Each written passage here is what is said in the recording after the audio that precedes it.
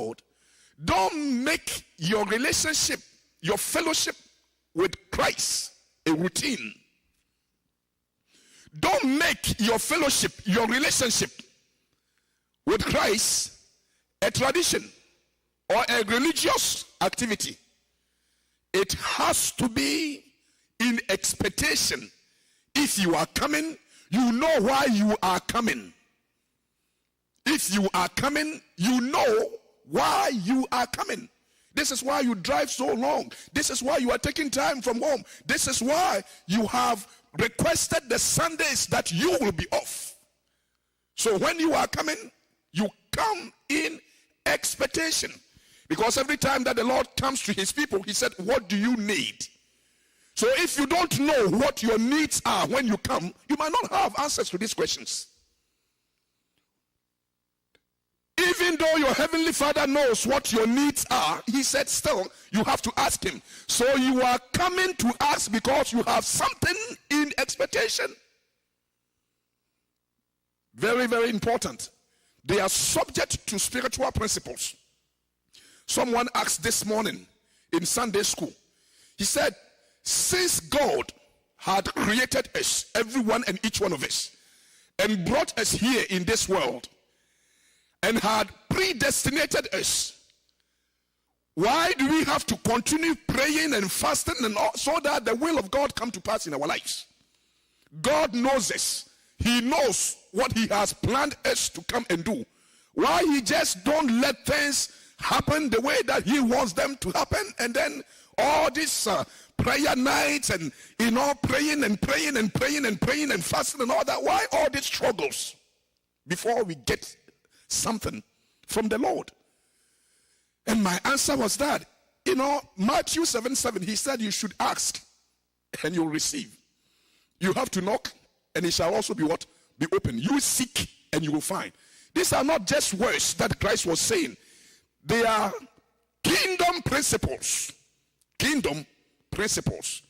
We are in this world here as children of God, according to Christ's prayer in John 17. We are here, but we are not from here. If we are not from here, we cannot be subject to the principles of the world. We cannot be subject to the principles of the world.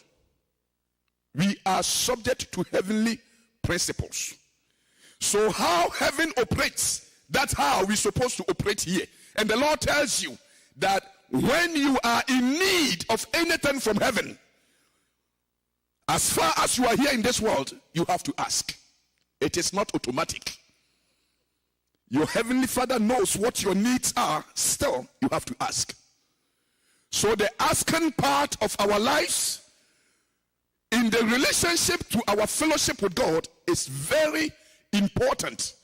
And it should not just be when you are in trouble that you come and ask God. Every time that you come, you have to come in great expectation. We are going to talk today about how to deal with discouragement. How to deal with discouragement. Because life, we are subject to these things to come. There is no temptation taking you but such as is common to man. So temptations are common to man. And as they come, your faith is going to be tried. And if you fail in the day of adversity, it means that your faith is what? Is weak. You fail in the day of adversity, it means your faith is weak. The book of Jeremiah, chapter 20, and the verse is 7. The word says, "O Lord, thou hast deceived me, and I was deceived. thou art stronger than I, and has prevailed. I am in derision daily. Everyone mocketh me. Listen to what this man of God is saying. What is it that this man is going through to the extent that the statement that this man is making, he said, "Oh Lord, thou hast deceived me." How can God deceive you? What is it that has come upon you that a man will come to a point, especially a man of God, to make such a statement? "God, you have deceived me, and I was deceived. You are stronger than I, and has prevailed. I am in derision daily. Everyone mocked me. When I look around me, I have become the object of their mockeries. Everyone is mocking me because of my situation." It is very difficult when a man has planned so much in his life and something will just come into your life to turn things around, and all your plans are completely scattered. The loss of a loved one, come to lose a wife, come to lose a husband, come to lose children, and the whole life is just scattered. The marriage that you vow have come to a point that it is gone now. Where do you go from here?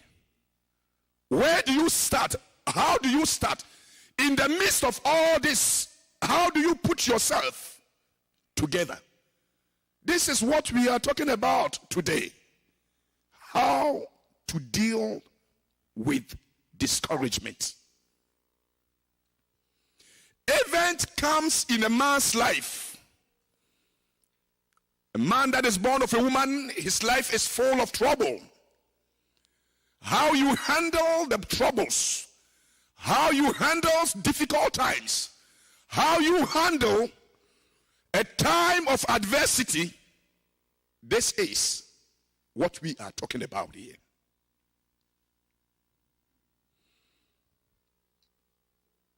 How do you deal with people that you have helped so much and now they have turned around and are attacking you? He said, "I have become a mockery.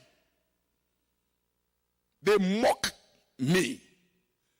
But you see, you are the one that gave them stand. And today, every single thing that you did,